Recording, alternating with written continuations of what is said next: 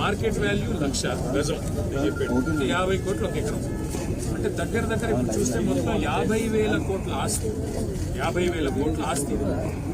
ఇది కేవలం ఇక్కడ ఉండే కొంతమంది బడాబాబులు, పెద్దవాళ్ళు, డబ్బులున్న వాళ్ళకి జస్ట్ 12,000 గజం ఉన్నదాన్ని 4,000 గజం ఇచ్చేస్తా అంటున్నారు. ఆ 4,000 గజం ఇచ్చేసి అపార్ట్మెంట్లు కట్టుకోండి, పరిశ్రమ తీసేసి కాలుష్యానికి అందరం వ్యతిరేకం. కాలుష్యం ఉండే పరిశ్రమలు హైదరాబాద్ లో ఉండాలా వద్దా అంటే తరలించాలి. మనం కూడా ప్రయత్నం చేస్తాం. తరలిస్తే ఎక్కడ తరలించాలా? మనం ఫార్మాసిటీ అని పెట్టాం.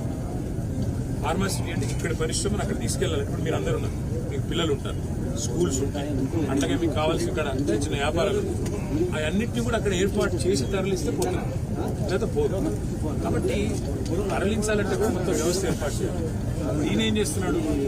₹1,00,000 గజం ఉన్నదాన్ని కొంతమంది బడా సీట్లు 4,000 గజాన్ని అమ్ముతారు. వాళ్ళు ఏం చేస్తారు? వీళ్ళ అన్నదమ్ములకు, వీళ్ళ ఇక్కడ కాంగ్రెస్ లీడర్లకు బ్యాక్ ఎండ్ లో ఒప్పందాలు చేసి ఒక 10 తరాల సరిపడా ఆస్తిని కూడబెట్టుకునే ప్రయత్నంలో ఉన్నారు. హైదరాబాద్ లో మీకు గుర్తులప్పుడు ఒక పార్క్ కడదామంటే జాగలేదు. అన్న చెప్తున్నాడు ఇందిరమ్మ ఇండ్లు ఇవ్వచ్చు కదా, మరి మీకు ఇందిరమ్మ ఇండ్లు కడతా అన్నాడు. మరి ఇందిరమ్మ ఇండ్లు ఇందులో సగం తీసుకొని కట్టు ఎవడతానండి? ఇందిరమ్మ ఇండ్లకు జాగలేదు. రోడ్ వైడనింగ్ చేద్దామంటే జాగలేదు. పార్కింగ్ కి జాగలేదు. ఆఖరికి చచ్చిపోతే బొందలగడ్డకు జాగలేదు. ఇవన్నీ ఇట్లా పెట్టుకొని అపార్ట్మెంట్లు, మాల్స్ ఇష్టం ఉన్నట్టు కట్టుకొని నేను పర్మిషన్ ఇస్తాను. కరెక్టా?